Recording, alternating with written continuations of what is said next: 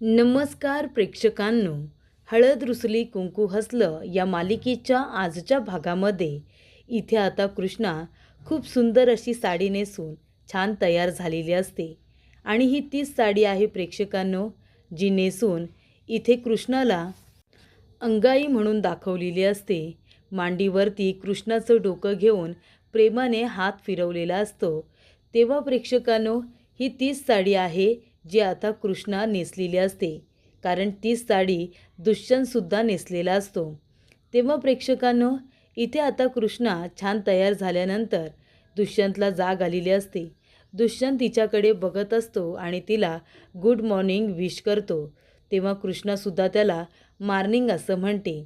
त्यानंतर प्रेक्षकांनो, इथे आता दुष्यंत उठतो आणि कृष्णाच्या जवळ येऊन उभा राहतो.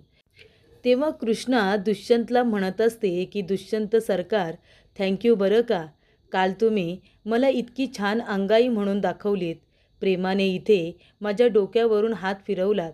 तुमच्या स्पर्शामध्ये मला मायेची ऊब जाणवली. मला माझ्या आईचा खरोखर भास झाला, असं इथे आता कृष्णा दुष्यंतला म्हणत असते. तेव्हा इथे कृष्णाचे ते इनोसंट डोळे बघितल्यानंतर इथे आता दुष्यंत जणू काही तिच्या प्रेमातच पडतो. आणि तसंच काहीसं दुष्यंतच्या बाबतीत पुन्हा होतं. तो आता नकळतपणे का होईना पण इथे कृष्णाच्या जवळ खेचला जातो. तिच्या डोक्यावरून तो आता पुन्हा हात फिरवत असतो. तेव्हा प्रेक्षकांनो, कृष्णा आणि दुष्यंत दोघेजण आता रोमॅन्टिक झालेले असतात. आणि त्या क्षणी तिथे पूजा येते आणि त्या दोघांना बघते. तेवढ्यातच इथे दुष्यंतचा फोन आलेला असतो. तेव्हा तो फोन उचलायला जातो. तेव्हा प्रेक्षकांनो, दुष्यंतचा पासपोर्ट रेडी आहे असं आता समजतं. तेव्हा कृष्णा म्हणते की चला, म्हणजे आता दुष्यंत सरकार हे अमेरिकेला निघून जाणार, त्याच्या आधी तयारीला लागायला हवं. तेव्हा इथे दुष्यंत म्हणत असतो की कृष्णा, अगं माझा पासपोर्ट रेडी आहे, मला आता आणायला जायला हवं.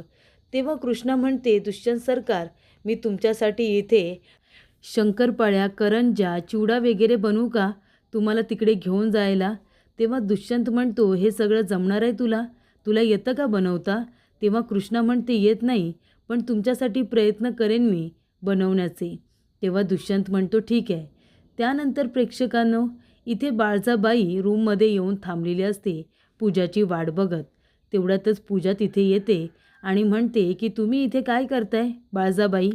तेव्हा बाळजाबाई म्हणते, काय गं ये, तू इथे आजारपणाचं नाटक करून राहतेस, हे काय विसरलीस का तू?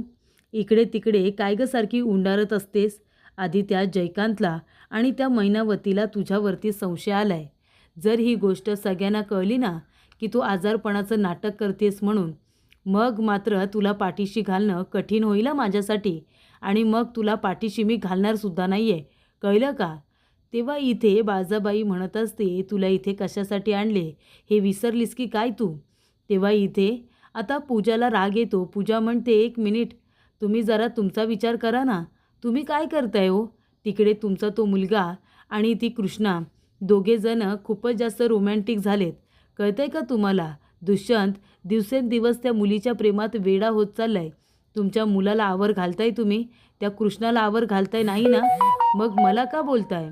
तेव्हा इथे ते हात पुढे करून आता बाळजाबाईला बोलत असते. बाळजाबाई लगेचच तिचा हात घट्ट पकडते आणि पूजाला म्हणते, लायकीत राहायचा, लायकीत राहायचं. पुन्हा जर माझ्यासमोर बोट वर करून बोललीस ना, तर हात तोडून दुसऱ्या हातात देईन, कळलं का तुला? मी तुला आधीच सांगितलं होतं, माझ्यासमोर जास्त आवाज वर करून बोलायचं नाही, कळलं तुला? नाहीतर तुला सरळ बाहेरचा रस्ता दाखवेन. त्यानंतर प्रेक्षकांनो, इथे आता बाळजाबाई गेल्यानंतर इथे पूजा म्हणत असते की काहीही झालं ना तरीसुद्धा डील आम्ही कुठेही जाऊ देणार नाही आहे, तो अमेरिकेला जाणार नाही. मग त्यासाठी मला इथे कृष्णाच्या जीवावरती उठावं लागलं ना तरीसुद्धा चालेल.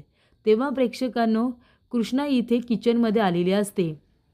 ती म्हणते, माधव काका, मी तुम्हाला सांगितलं होतं ना, बाहेर तुम्हाला आता मोठमोठे टोपं गॅस वगैरे लावून ठेवायचं आहे, कारण मला फराळाचं सगळं बाहेरच बनवायचं आहे. तेव्हा इथे कृष्णा म्हणत असते, आणि मी आपल्या नेहमीच्या किराण्यावाल्याला फोन केला होता आणि त्यांना सांगूनसुद्धा ठेवलं आहे की तुम्ही जेवढं फराळाला सामान लागतं ना तेवढं बाहेर काढून ठेवा, माणूस घ्यायला येईल तेव्हा तुम्ही जा आणि फराळाचं सगळं सामान दुकानातून घरी घेऊन या. मला लवकरात लवकर दुष्यंत सरकारसाठी फराळ करायचा आहे. तेव्हा कृष्णा म्हणते की त्यासाठी मोठा टोप लागेल ना. तेव्हा ती म्हणत असते की अरे देवा, या टोपाला किती घाण लागली, किती काळा झाले हे भांडं. तेव्हा इथे प्रेक्षकांनो कृष्णा म्हणत असते की बापरे, या टोपाला आता खाली कसं काय काढू, कारण जर हे काळं माझ्या साडीला लागलं तर. नाही नाही नाही, ही साडी खराब होता कामा नये. तेवढ्यातच प्रेक्षकांनो इथे आता बाळजाबाईसुद्धा आलेली असते. हात खराब होऊ नये, साडी खराब होऊ नये म्हणून कृष्णा तो टोप आता काळजीपूर्वक पकडत असते. तिचं संपूर्ण लक्ष वरती असतं. तेवढ्यातच तिथे बाळजाबाई येते आणि मुद्दामूनच त्या टेबलला लाथ मारते. तेव्हा कृष्णा आता पडायला जाणार.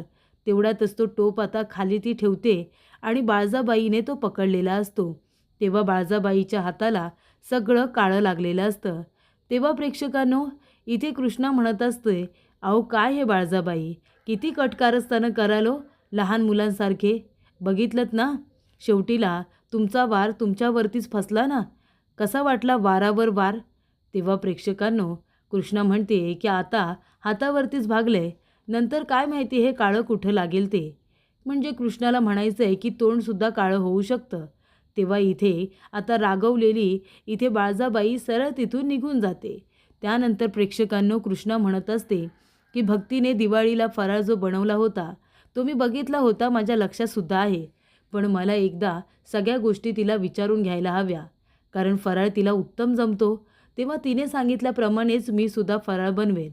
तेव्हा प्रेक्षकांनो इथे आता कृष्णा आपला फोन घेते आणि भक्तीला फोन करते. तेव्हा ती म्हणत असते, काय भावा कशी आहेस. तेव्हा भक्ती म्हणते, कृष्णे अगं मी ठीक आहे, तू कशी आहेस. तेव्हा कृष्णा म्हणते, भक्ते अगं मी ठीक आहे गं, पण मी तुला आहे ना कामासाठी फोन केला आहे. तुला माहिती आहे ना, माझं कुठे घोडं अडलं तर मी तुलाच फोन करणार ना. तेव्हा प्रेक्षकांनो भक्ती म्हणते, बोल ना गं, काय बोलतेस तू. तेव्हा कृष्णा म्हणते, अगं आता लवकरच इथे दुष्यंत सरकार परदेशात जाणार आहेत ना, तेव्हा त्यांच्यासाठी मी थोडा चिवडा, करंज्या, शंकरपाळ्या हे सगळं मी त्यांना बनवून देणार आहे गं सोबत न्यायला. तेवढंच तिथे त्यांना घरचं काहीतरी खायला मिळेल ना. तेव्हा इथे भक्ती म्हणत असते, कृष्णे अगं पण तू मनाची तयारी केली आहेस ना नव्हं. म्हणजे इथून आता दुष्यंत सरकार काही मुंबई पुण्याला जाणार नाही आहेत, कळलं ना. ते आता 7 समुंदर पार जाणार आहेत. ते काही इथे कोसावरती नसणार आहेत, 7 समुंदर पार असणार आहेत. त्यामुळे तू तुझ्या मनाची तयारी केली आहेस नव्हं. तेव्हा प्रेक्षकांनो इथे आता भरून आलेलं असतं. कृष्णालासुद्धा वाईट वाटत असतं. कृष्णा म्हणत असते, भक्ते तू आता उगाच काय बी बोलू नकोस हा. मी तुला फक्त विचारले त्याचं उत्तर दे की. सांग की मला की कसं बनवायचं असतं फराळ ते. तू जसं म्हणशील तसंच मी बनवेन. त्यानंतर प्रेक्षकांनो भक्ती म्हणत असते, ठीक आहे, पाण्याच्या जागी तेल आणि तेलाच्या जागी पाणी वापरू नकोस, नाहीतर सगळी वाट लावून ठेवशील. आणि फराळ एकदम व्यवस्थित लक्ष देऊन बनव. हे बघ चिवडा कसा खुसखुशीत झाला पाहिजे एकदम. त्याची रेसिपी आता भक्ती सांगायला सुरुवात करते. त्याचबरोबर प्रेक्षकांनो इथे पूजा येते आणि म्हणत असते, माधव काका हे काय करताय तुम्ही. माधव काका म्हणतात की इथे मालकीनबाई आहेत ना, म्हणजे आपली कृष्णा, ती इथे साहेबांसाठी फराळ बनवते ना, त्याचीच तयारी केली आहे सगळी. तेव्हा प्रेक्षकांनो इथे आता पूजा म्हणते, हो का, आणि हे काम कसलं चालू आहे. तेव्हा माधव काका म्हणतात, त्या बाजूला तर फिरकूसुद्धा नको, कारण तिकडे बिघडलेली वायरीचं काम सुरू आहे, त्याच्यावरती सगळा लोड येतो ना, त्यामुळे इथे आता तिथे वायरीचं काम सुरू आहे. तेव्हा प्रेक्षकांनो इथे आता भक्तीने सांगितलेलं असतं कृष्णाला की फराळ कसा बनवायचा असतो. तेव्हा कृष्णा म्हणते, बरं बरं ठीक आहे, आता मला कळलं आहे फराळ कसा बनवायचा, पण जर मी कुठे चुकले किंवा मला काही आठवलं नाही तर मी तुला पुन्हा कॉल करेन. तर प्रेक्षकांनो इथे आता छान दुष्यंतसुद्धा तयार झालेला असतो आणि तो तयार होऊन खाली येणारच असतो. तेवढ्यातच प्रेक्षकांनो इथे आता वायर जी बिघडलेली आहे तिच्याबरोबर काहीतरी कट कारस्थान तर केलं पाहिजे. ते पूजा करण्यासाठी आलेली असते. पूजा म्हणते की चला, ही वायर आता खराब झाली आहे ना, त्यामुळे आता हिचा वापर करून घ्यायचा. तेव्हा इथे पूजा ती वायर कट करते, त्या वायरीचं एक टोक पकडते आणि खाली पाणी सांडलेलं असतं त्या पाण्यामध्ये टाकून ठेवते, जेणेकरून कृष्णा तिथे येईल आणि तिला शॉक लागेल असा तिचा हेतू असतो. त्यानंतर प्रेक्षकांनो, इथे आता दुष्यंत खाली येतो आणि तेवढ्यातच कृष्णाचा त्याला धक्का लागतो. कृष्णाचा धक्का लागल्यानंतर इथे आता संपूर्ण काळं त्याच्या टी शर्टला लागलेलं असतं. तेव्हा इथे दुष्यंत म्हणत असतो, "अरे हे काय चाललंय कृष्णा? काय चाललंय तुझं? हे काय केलंस? माझी टी शर्ट खराब केलीस ना तू?" तेव्हा कृष्णा म्हणते की "हाय का आता? मग तुम्हाला दिसत नाही व्हय? मी टोप घेऊन जाते ते. तुम्ही तरी बघून चालायचं." तेव्हा इथे दुष्यंत म्हणतो, "वा वा, म्हणजे याच्यामध्ये सुद्धा माझीच चुकी आहे नाही का?" तेव्हा इथे कृष्णा म्हणते, "मग असं डोक्यावरती घेतल्यानंतर माणसाला समोरचं दिसतं का?" तेव्हा दुष्यंत म्हणतो की "तुझी साडी खराब होईल म्हणून तू असा टोप डोक्यावरती घेतलास आणि माझी टी शर्ट खराब केलीस, त्याचं काय?" तेव्हा इथे कृष्णा म्हणते की "तुम्हाला काय वाटतं, असं डोक्यावरती घेतल्यानंतर सगळं दिसतं असं वाटतंय तुम्हाला? हे घ्या, बघू दे मला. आता तुमचं डोकं याच्यामध्ये घाला, मला बघू दे तुम्ही कसे चालता ते." तो म्हणतो, "येतं, सांभाळून चालता येतं." तेव्हा इथे दुष्यंतसुद्धा तो टोप आता डोक्यावरती पकडतो आणि दोघेही हळूहळू चालत येत असतात. तेव्हा इथे पूजा घाबरलेली असते. पूजा म्हणते, "अरे डी, तू इथे कशाला आलास? कृष्णाबरोबर तुलासुद्धा आता शॉक लागणार आहे." तेव्हा प्रेक्षकांनो, इथे आता करंट सुरूच असतो. त्यानंतर हे काम पूजाने केलेलं असतं. हे दुष्यंतला माहिती नसतं, पण जयकांतला माहिती असतं. जयकांत इथे कृष्णाकडे बघतच येत असतो. जयकांत कृष्णाकडे बघत असतो कारण कृष्णा खूपच सुंदर दिसत असते. तेव्हा प्रेक्षकांनो, इथे आता दुष्यंत आणि कृष्णा जात असताना इथे आता त्याला डिस्ट्रॅक्ट करण्यासाठी लगेचच पूजा तिथून एक दगड घेते आणि तो त्या टोपाला मारते.